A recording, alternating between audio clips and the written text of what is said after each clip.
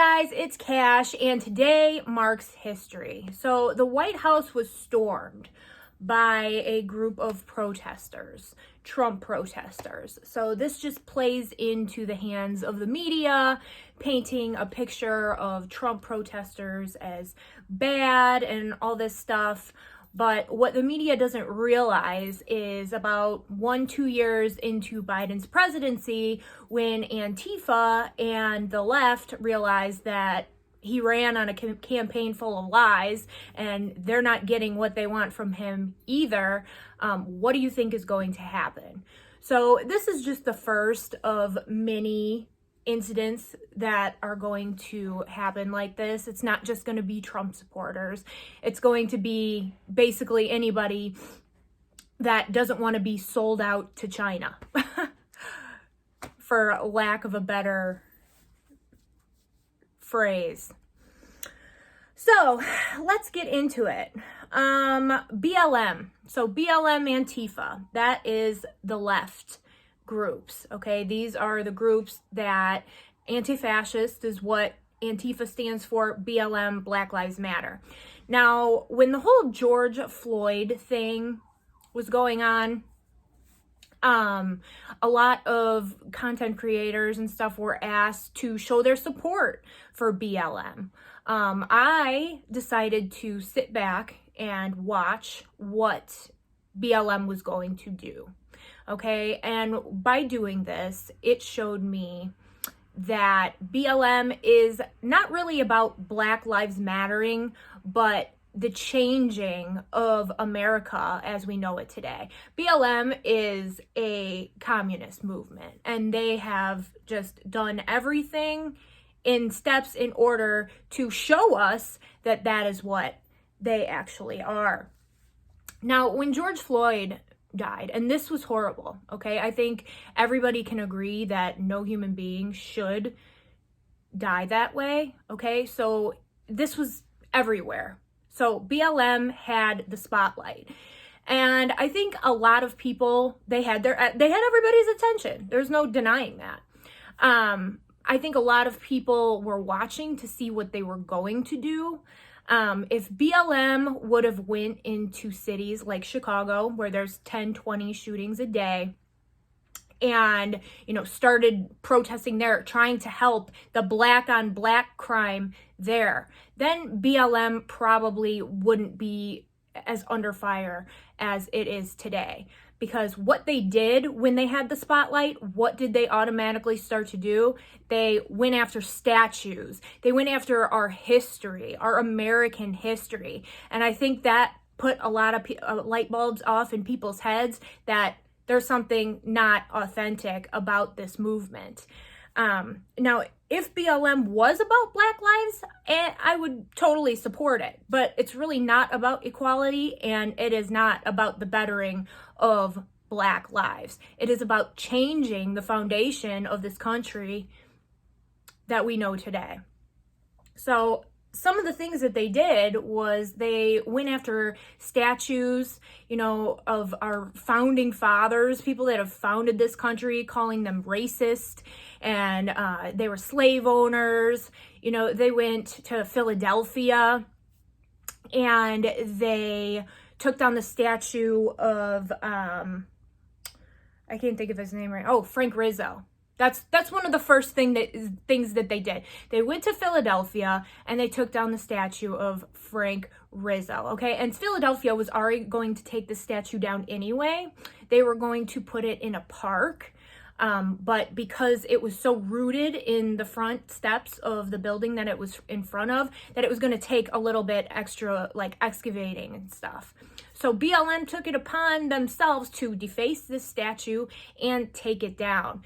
Now, the thing with messing with statues that people don't realize is that statues are symbolic. Statues are symbolic of someone, something from the past. So they hold some spiritual power in them. Not to mention the statues that they're removing and taking down, these people have families and stuff. So they're watching you deface things that of their family members. So to think that there's not going to be any type of domino effect or spiritual effect coming out of defacing a statue is not the best idea. And you see it with the Frank Rizzo statue. This is like a perfect example that I can think of. The Frank Rizzo statue was taken down in Rittenhouse Square. What happened? Kyle Rittenhouse shoots and kills Antifa protesters. So that is a domino effect thing that I'm seeing. I don't know if anybody else is seeing this kind of like ripple effect of these things that are happening. You cannot mess with statues. You can't mess with thousands of or hundreds of years. I know I'm really bad with like my numbers. Hundreds of years old things that this country is founded on. It doesn't work out that way. And people are getting injured from taking these statues down, and it's just been chaos ever since. So that is one thing I see with the statues.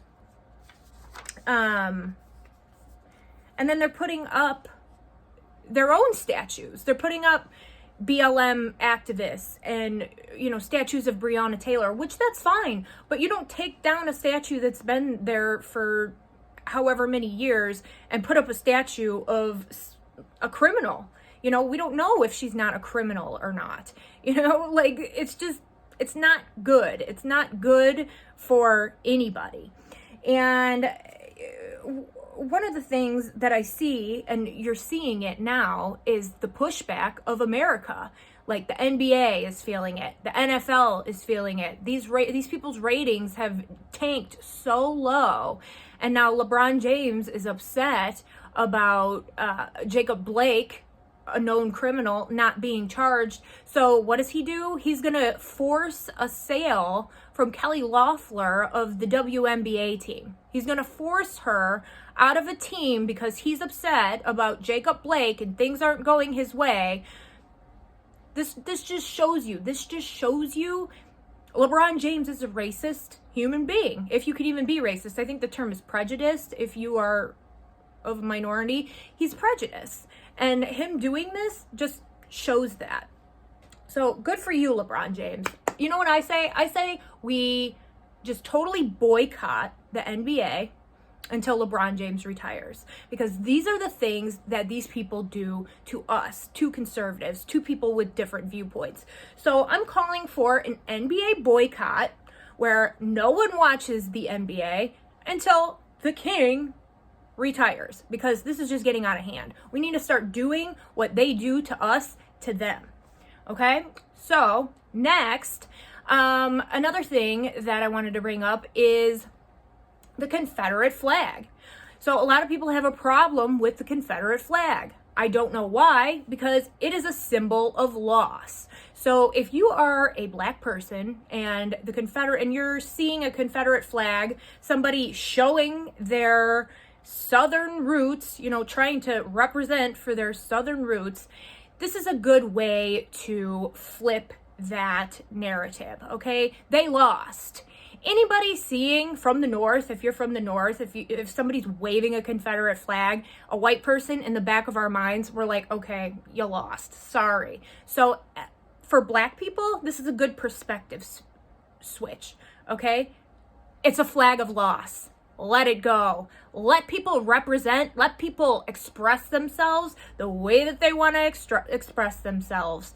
BLM wouldn't be a problem if BLM wasn't trying to silence other people and other opinions and just, bulldoze through people. Like that's what's going on today.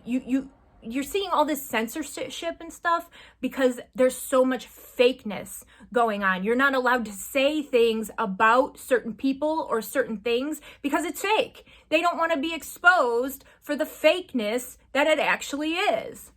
So that's all I have to say about that. I hate to be the bearer of bad news, but if you think that this is the last thing that's going to happen as far as the White House getting rushed, it's not, because Antifa and BLM, they are not going anywhere. They're going to get a bug up their ass about something, and shit's going to go down.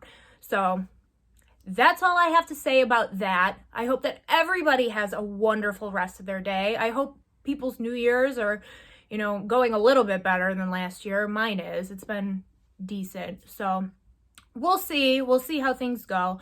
But I hope that everybody has a good rest of their day. And as always, God bless.